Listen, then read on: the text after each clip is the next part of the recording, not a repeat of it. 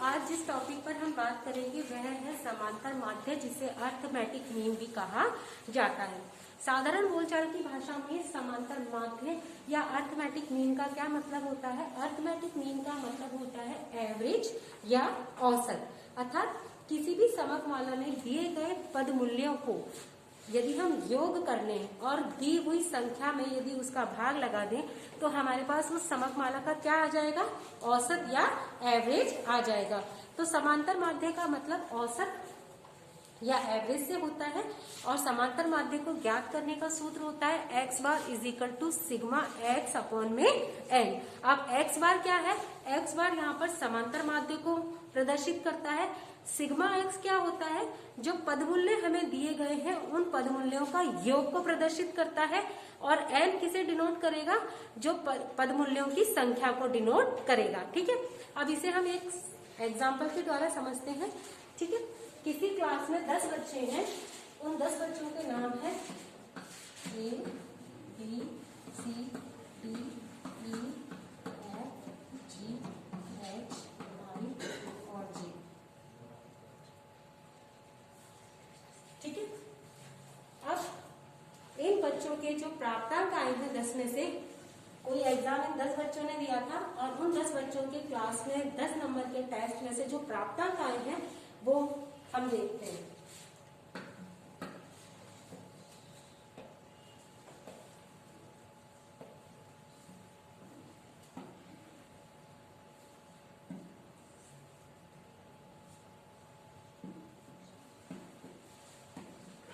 ठीक है, किसी कक्षा में 10 विद्यार्थी थे। उन 10 विद्यार्थियों ने एक परीक्षा दी।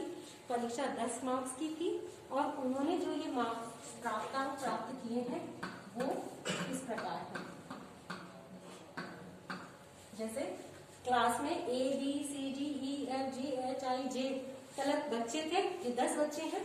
A के मार्क्स आए हैं 5 10 में से, B के मार्क्स आए 10 में से 4, C के मार्क्स आए 10 में से 3, D के मार्क्स आए 10 में से 2, E के मार्क्स आए 10 में से 6, F के मार्क्स आए हैं 10 में से 8, G के मार्क्स आए हैं 8 में से 9, H के मार्क्स आए हैं 8 में से 7, I के जो मार्क्स आए हैं वो आए हैं 0 और J का मार्क्स आया है 10 में से 1। तो सबसे पहले तो आप ये देखिए, हमें जब सवाल या समांतर माध्य की गणना करनी है तो हम सबसे पहले ये पहचान करेंगे कि ये श्रेणी कौन सी है। ये व्यक्तिगत श्रेणी है, क्योंकि इसमें हर व्यक्ति का क्या दिया हुआ है? अपना अपना मूल्य प्रदर्शित किया गया है। क्योंकि A के कितने हैं, B के कितने हैं, C के कितने हैं, तो हमारे पास क्या है? सभी व्यक्तियों का अपना अपना प्राप्तांक प्रदर्शित हो रहा है। तो इसका मतलब ये श्रेणी कौन सी श्रेणी हुई? व्यक्तिगत श्रेणी हुई, है ना, जिसे हम इंडिविजुअल सीरीज भी कहेंगे। अब इस इंडिविजुअल सीरीज में समांतर माध्य की गणना करने के लिए ये हमारा क्या है? समकमाला है, पद मूल्य है। इस पद मूल्य में ये मूल्य हमारे सामने है। अब हम इनका क्या कर देंगे? जोड़ कर देंगे। तो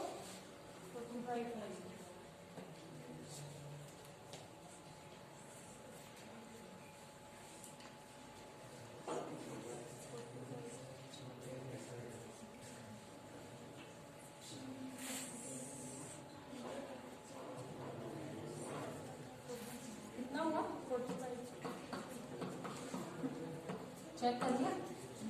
ठीक है, तो अब ये हमारे पास जो समकमाला थी उसमें 10 बच्चे थे।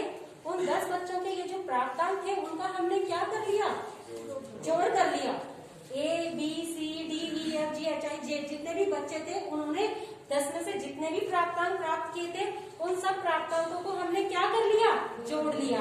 आप चाहो तो प्राप्तांक के आगे आप ब्रैकेट में क्या लिख सकते हो? X। तो अब हमने जो जोड़ किया है वो किसका? सिग्मा का मतलब आपको सबको मालूम है ही। सिग्मा का मतलब क्या होता है? योग, है ना। तो अब ये जो योग हमने इनको सबको जोड़ा तो नीचे जो हमारे पास जोड़ आया वो किस चीज का आया? x का। तो इसीलिए हम उसे क्या कहेंगे? Sigma x। तो सिग्मा x की वैल्यू हमारे पास कितनी आ गई? 45 आ गई। अब हम क्या करेंगे? समांतर माध्य की गणना करने के लिए व्यक्तिगत श्रेणी में जो फार्मूला काम में लिया जाता है वो होता है x bar is equal to sigma x upon में n।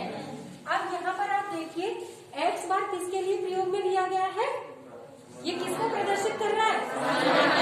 प्रदर्शित कर रहा है। अब सिग्मा x क्या है? x का यानी पदमूल्यों का योग। ये क्या है? पदमूल्य। इन पदमूल्यों का क्या है? ये योग। तो ये कितना है? 45। तो हम सिग्मा एक्स की जगह पे क्या लिख देंगे? 45। ठीक है। अब हम देखते हैं एन। एन का मतलब है पदमूल्यों की संख्या, है ना। अब ये संख्या कितनी है? 1 2 3 4 5 6 7 8 9 10, है ना। तो यानी एन का मतलब है पदमूल्यों की संख्या। तो ये कितना हुआ? 10। इसका मतलब हमें क्या करना है? 45 के अंदर किसका भाग देना है? 10 का भाग देना है। तो हमने 45 के अंदर जब 10 का भाग दिया तो हमारे पास एक्स बार की वैल्यू क्या आ गई? 4.5। तो ये हमारा जो निकला ये क्या हो गया? समांतर माध्य। समझ में आ गया? यानी कि क्लास में औसत अगर हम बच्चों का प्राप्तांक देखें तो वो बच्चों का औसत प्राप्तांक कितना है? 45, वो सॉरी 4.5 है। तो ये आपको समझ में आ गया समांतर माध्य। कि समांतर माध्य को निकालने के लिए व्यक्तिगत श्रेणी में हम क्या करेंगे? ये पदमूल्य हमें दिए हुए हैं, पदमूल्यों का हम क्या करेंगे? योग कर लेंगे। और उस योग को हम कैसे लिखेंगे? Sigma x is equal to जो भी आपका योग आएगा, जैसे यहाँ हमारा योग 45 आया तो हमने इसे लिख दिया। उसके बाद योग के बाद हमारा फार्मूला हम यहाँ पर लगाएंगे जो होगा sigma x bar is equal to sigma x upon में एन। अब यहाँ पर हमारा एक्स बार किसको प्रदर्शित कर रहा है? समांतर माध्य को प्रदर्शित कर रहा है। सिग्मा एक्स किसको प्रदर्शित कर रहा है? जो पदमूल्य है उनका जो योग या टोटल है या जोड़ जो है उससे सिग्मा एक्स प्रदर्शित कर रहा है। और एन किसको प्रदर्शित कर रहा है? दिए हुए पदमूल्यों की संख्या कि कितनी वैल्यूज है, कितने आइटम हमारे सामने थे। तो यहाँ पर हमारे पदमूल्यों की संख्या कितनी है? 10। तो हमने क्या किया? सिग्मा एक्स की जगह 45 लिखा, एन की जगह हमने 10 लिखा। फिर उसके बाद में हमने 45 में 10 का क्या किया? भाग लगाया, यानी 45 को 10 से डिवाइड किया। तो हमारे पास एक्स बार की जो वैल्यू आ गई वो क्या आ गई? 4.5। तो इसका मतलब हम ये कह सकते हैं कि क्लास में जो 10 बच्चे थे जिन्होंने 10 मार्क्स का कोई टेस्ट दिया था तो उनके एवरेज मार्क्स या औसत मार्क्स कितने थे? 4.5। तो ये है हमारा समांतर माध्य जिसके अंदर एक्स बार तो समांतर माध्य को प्रदर्शित कर रहा है, सिग्मा एक्स जो है वो दिए हुए पदमूल्य के जोड़ को बता रहा है, और ये एन जो है ये बता रहा है पदों की संख्या यानी number of item. I think clear है आपको सबको?